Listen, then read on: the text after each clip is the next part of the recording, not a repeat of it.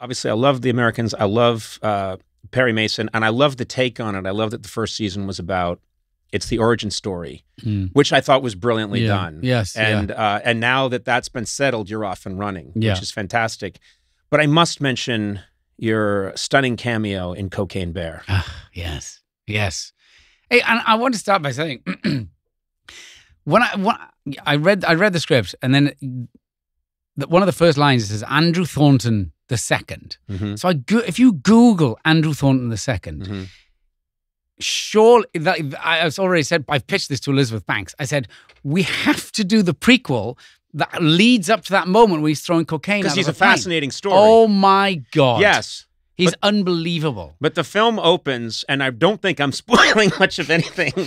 But I was, I would have. I'll go see you in anything. So Thank did you. I not know that Elizabeth Banks? I'm friendly with her, and I was excited to see Cocaine Bear, and I really enjoyed it. And so the whole thing was a success. But if I hadn't known any of those things and I just heard that you were in this movie, I'd have said, well, it's Matthew Rhys. I got to go check it out.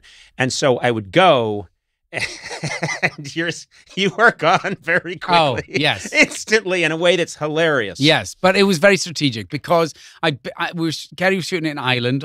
Ireland was being shot as Appalachia, obviously. Right. And I'd been with the kids going to various aquariums for some time, and I'd read the script, and in passing I said, "Who's playing that? Who's playing Andrew Thornton II?"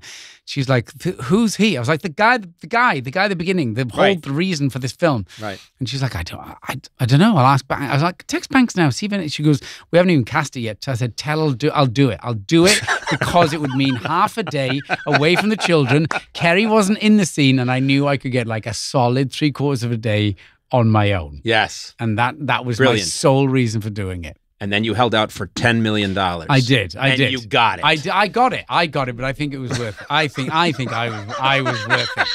And I had a lot of fun. It's the best 80 seconds of my film my life. That's all my reel is now, is that 80 seconds. We're talking about this antique motorcycle. It reminds me that I heard that you got yourself this boat recently. Yeah. And I love the way you got the boat. Yeah. Which is it started, which is a deadly combination. I think were you on the internet? I was. And was drink involved? And late at night, yes. Okay. Yes. It was actually Welsh whiskey, I hasten to add, which I don't usually drink. So I count that as part of this madness befell me. But I do occasionally like to look at old boats. And I was looking, and I'm a little bit of a Hemingway fan, and I saw this boat, which I knew Hemingway had a Wheeler Playmate, and I saw a Wheeler Playmate for sale on eBay, and I knew there's very few around.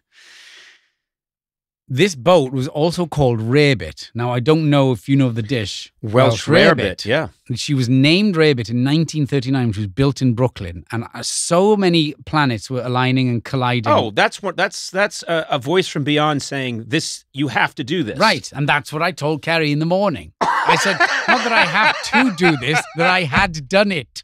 Yes. Reeking of alcohol. Yes, I've bought a boat. And she's like, "You don't even row." I was like, "Oh, it's beyond rowing." Oh, we're not talking about rowing, my child. No. We shall take family trips to this. So, so I embarked on this 4-year odyssey of madness where I restored this boat. Well, myself and the captain did. She kind of spearheaded the restoration because so many things went wrong. We started out with a shipwright who said he would do it, didn't do it. Another one didn't do it. So in the end, my captain said, "We'll do it. Listen, there's plenty of YouTube videos. We just need to do that. We'll be fine." And that's what we did over many years. And then we passed the inspection, and now she's being chartered in New York Harbor. I am still waiting for the captain to call going, "We're going down. And it's that little bit in the front that you did. You half-wit." Yeah. You said you patched it. I did. I didn't say with what. Yeah. So this is the boat, because I'm also a Hemingway fan, and I think this is the boat that... Did he have this boat in Cuba? He did. Okay, and I think there's famous footage of him. He would go out and fish on this boat. Yes. And it had a big chair, like a big fighting chair. Yeah. And then he would unfortunately also drink a lot on the boat. Yeah. which is, didn't help things for him. No.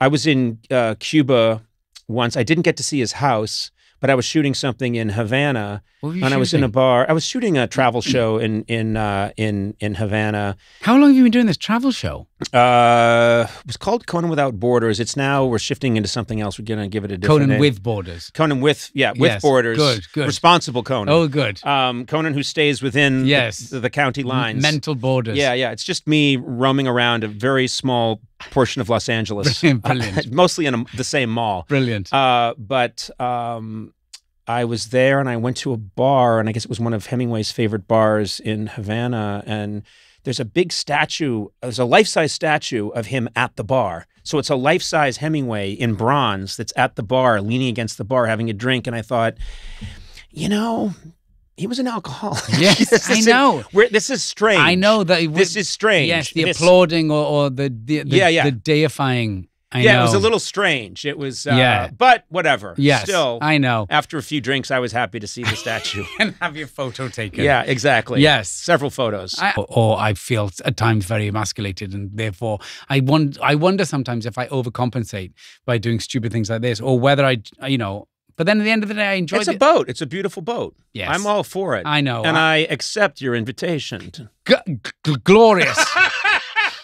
I stuttered too heavily. Wow, you're not quite as good an actor as I thought you were. No, polish isn't there yet. Yes. Ah,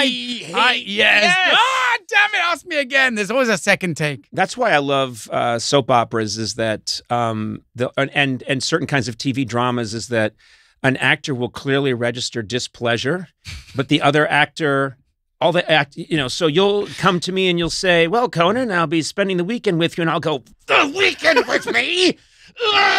And then you'll go, problem, and I'll go, not at all. I know. And then you're as happy as a clam. I know. Whereas anyone else in the world... Did you blink for that length of time? What happened to your brain in those 4 seconds? I love to do that in real life. I know. But I think I'm happy that you got this boat. I think it's great. Well, then come aboard anytime you want. Oh, seriously, the children don't go near it anymore. They've only done it like twice. I think it's you and me out on the ocean together. Pretty much it. Sending out distress calls. We can't have... Immediately, I'll be sending out distress calls. We don't... When it's slightly rocking. Yes. You'll say, Conan, we're fine. Why is it doing that? Why is there motion in this vehicle? Make it stop. I am going to... Well, you're a busy man. You're a busy man. You have things to do. You have worlds to conquer. I say I do. I know, but you know what? Everyone, I learned to say it. I used to say I have nowhere to go. Oh. And my time is yours. Yes. I was dead in Hollywood. So what I love is when you get the call ahead of time, Matthew Rhys, he's got a lot going on. He's very busy. And so I know that if I follow you down to the lobby, you're going to go across the street, get a bubble tea. No, there's a biryani truck outside. I clocked that on the way in. I'm no stranger to some street Indian food. You are a pure delight. You're a crazy talented actor, but also you are hilariously funny. And it is a personal grudge of mine. When handsome, talented actors are also hilariously funny, it enrages me because I like to say this was my consolation prize for other things. So fuck you. Thank you. Fuck you. Thank you. Now there's it's not right. No, there's a turn of phrase I've heard many a time and will happily hear again. What? Fuck you. Thank you. Oh, I always heard the Welsh were just brilliant poets. Yes. And there you heard it right there. You heard it right there. Can I hear it in Welsh? Kerry Gravy. Kerry Gravy. Yeah, there you go. Perfectly said. Kerry Gravy. Yeah. I'm going to keep that one. Yes. That will come in handy. I was doing a play once off Broadway, and I was playing not a very likable character, and I would say within half a block of the theater after finishing, and a woman was walking in the opposite direction of me. I was walking away from this. She was coming towards me, and she just went, "You're an asshole." And then I thought, oh, she's seen the play. Yeah. And then I went, hang on, she's walking in the opposite. I'm walking from the theater. She's walking in the opposite direction towards it. So maybe she hasn't seen the play.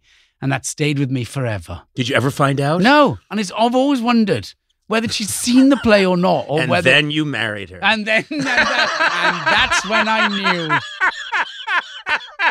I'm so needy. That's the woman I would follow. Exactly. Is there any way I can make it up? It played into every insecurity I had. Well played. Matthew, good God. It's this has made my day. Seriously, Well, thank you very much. Thank you for the invitation as always. Oh, my This is God. a true joy. Yes, I will come. I will haunt you Please- and your boat. You'll please, see. Please do. It needs a ghost.